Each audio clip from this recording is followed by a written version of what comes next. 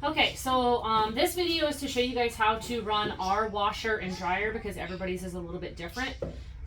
So our washer, the lid locks when the cycle has not been completed. This little green light cycle has to be on completed for it to open. So if you can't get the lid open, it's because the cycle is not complete. So I'm gonna just unload this into the dryer and then I'll show you how to run the washer and then we'll go back to the dryer. So when you run the washer, we do detergent and then also borax, which we're out of. Can you pause that? Okay, so I got some borax. There's some in this cabinet and there's some on the shelves out there. It just gets a sprinkle into the bottom before you start the water. So you don't need a bunch. And then you can start the washer. So you hit this little gray button right here that says start. Okay, and this will say fill and the water will start filling. Depending on your load size, always check this to make sure you have the right load size. So large, medium, small. Most of the time we're running a full load. Leave the wash temperature on warm, cold, just because the hot water is not as strong as the cold water, so it takes forever to fill otherwise. And then when it comes to how to wash them, the normal wash is fine, regular or super heavy, depending on how dirty the laundry is. Most of the time super heavy. So once the washer started, then you can put your detergent in. Just make sure that you're actually measuring on the cup that comes with the detergent. You don't necessarily need a detergent that's a full cup. The cup will tell you, how much your load is. So try to make sure you measure. So this one is about 3/4 for a full load. So I'm going to make sure that's in.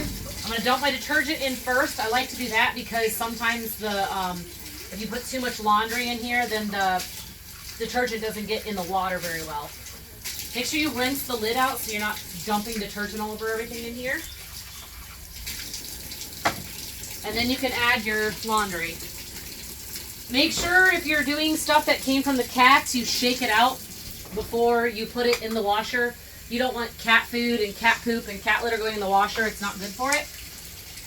So you put your laundry in.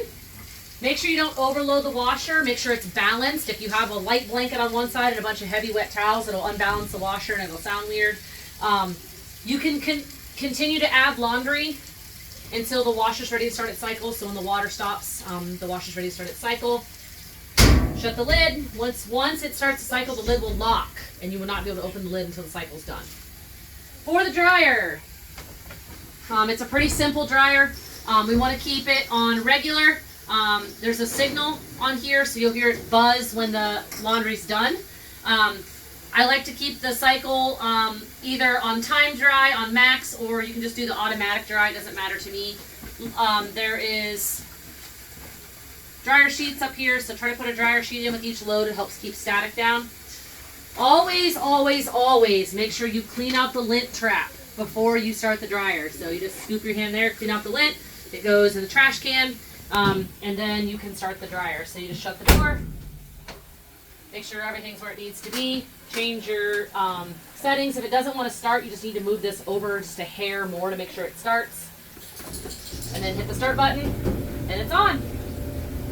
When you're on laundry, you can get up in the middle of the class if you hear the dryer go off. The dryer is usually a little bit slower than the washer. So on the dryer, don't be afraid to stop it so you can open the door. And stick your hand in here and check to see if the laundry is actually still wet. Because sometimes it will continue to spin even though the laundry is actually dry. So that's something that you can do in the middle of the class. You don't have to wait and ask.